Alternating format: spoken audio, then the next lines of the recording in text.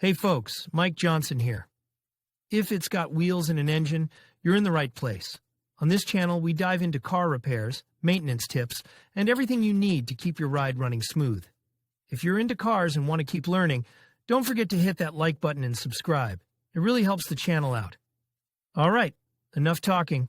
Let's get into it. In this series, James Dunst, the resident master mechanic, discusses the most common mechanical problems he encounters.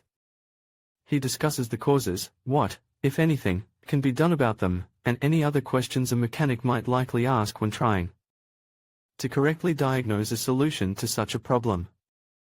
In this publication, James answers common engine noises. The common problem, engine noises. When an unfamiliar noise starts coming from somewhere under the hood, people scare themselves. They may not know enough about complex engine systems to know whether it's something to worry about or not. Let's look at some of the source areas mechanics consider the most common places for engine noise to come from: valve train noise lifting. An hydraulic lifting noise has a clicking sound that usually diminishes as you increase engine RPMs. A lever is what opens and closes the intake and exhaust valves. These noises can be caused by worn or sticky hydraulic lifters. Seizing of the lifters in most cases is caused by a buildup of varnish on the lifting surfaces. They can also be caused by low oil pressure, leading to hydraulic lever collapse. Lifting problems can be solved repeatedly by adding a detergent additive to the oil. If this doesn't eliminate the noise, worn-out lifters that continue to make noise require replacement. This is not an easy or inexpensive job, and will have to be carried out by a specialist auto repair technician. Time chain noise. Many newer engines have overhead camshafts with longer timing chains. A timing chain connects the crankshaft to the camshaft to ensure that the valves open at the right moment. The slack in these chains is usually kept tight by hydraulic tensioners. The chains roll against a nylon guide, a chain guide, which, in time, begins to wear. At the point where the chain guides are worn beyond the capacity of the hydraulic tensioner to absorb the slack, the timing chain begins to vibrate. This noise is caused by the timing chains becoming so loose that they whip back and forth against the guides and eventually the timing cover. If the oil pressure is correct, the hydraulic tensioners and chain guides should be replaced. A mechanic's stethoscope is an excellent tool for identifying this noise.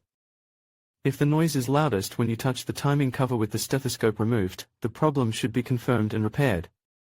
This is a semi-major job for most of these motors and would usually cost in the four-figure range. Detonation, pre-ignition noise, ping. You usually hear this noise when the vehicle accelerates.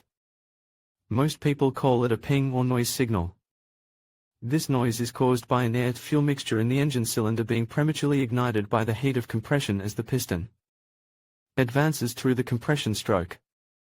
If ignition occurs before the piston reaches the top of its stroke, it's called pre-ignition or pre-detonation, which can damage pistons, valves, and connecting rods. They are damaged because fuel that ignites too early produces pressure waves from the fuel exploding in the cylinder, hitting the cylinder as it moves. And that's why you hear the pinging and thumping noises. Connecting rod noise is caused by excessive play between the crankshaft and the connecting rod bearing surface. This occurs when you have low oil pressure, resulting in direct lubrication rolling, which will damage the bearing and crankshaft surfaces. It can also be caused by poor maintenance practices, such as not changing the oil at regular intervals. The oil becomes dirty and sand can wear away the bearing surface. The noise you hear is a knocking sound that can be heard towards the bottom of the engine. The noise is usually heard when you hold the gas pedal at a constant RPM. If it sounds like a single knock, you, or your mechanic, can isolate the cylinder by deactivating the spark or fuel injector for each cylinder at a time. When the noise disappears or becomes much quieter, you've found the problem. Problems like this require immediate attention, as continued engine operation in this condition damages the crankshaft and necessitates a major engine overhaul. The rule of thumb is that, once you hear the noise, there's a high probability that you'll need major engine work in the four-figure cost range. Crankshaft noise. Crankshaft bearing noise is also caused by low oil pressure, which damages the bearing surfaces and could eventually damage the crankshaft itself. This type of noise is usually described as a rumbling or deep noise in the engine during acceleration.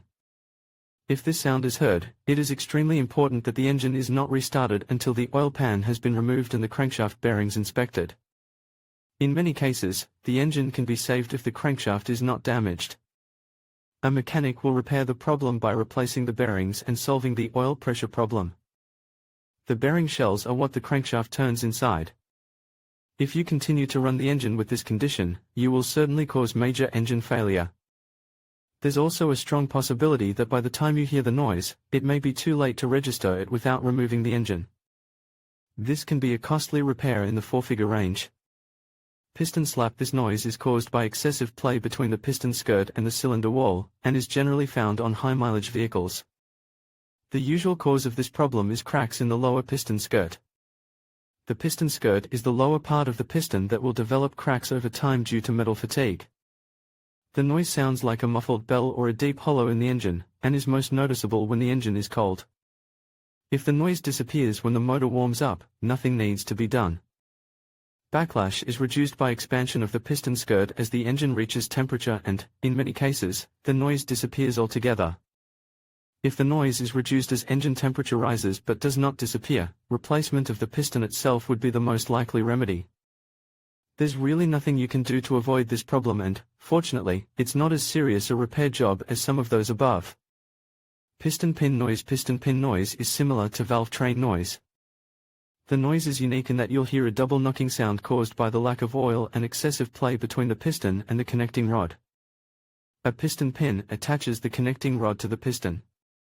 It is lubricated by oil, which is sprayed onto the pin through a hole in the connecting rod of the opposite cylinder. Whining noise. A whining noise when an engine is running is usually an indication of a bearing that is about to fail. This noise increases as engine RPMs rise. In conclusion, diagnosing common engine noises is essential for maintaining your vehicle's health and performance. By understanding the different sounds your engine may produce, you can identify potential issues early and take appropriate action. Remember to listen carefully, take notes, and consult a professional mechanic if you're unsure. Regular maintenance and attention to these noises can save you time and money in the long run. Thank you for watching, and drive safely.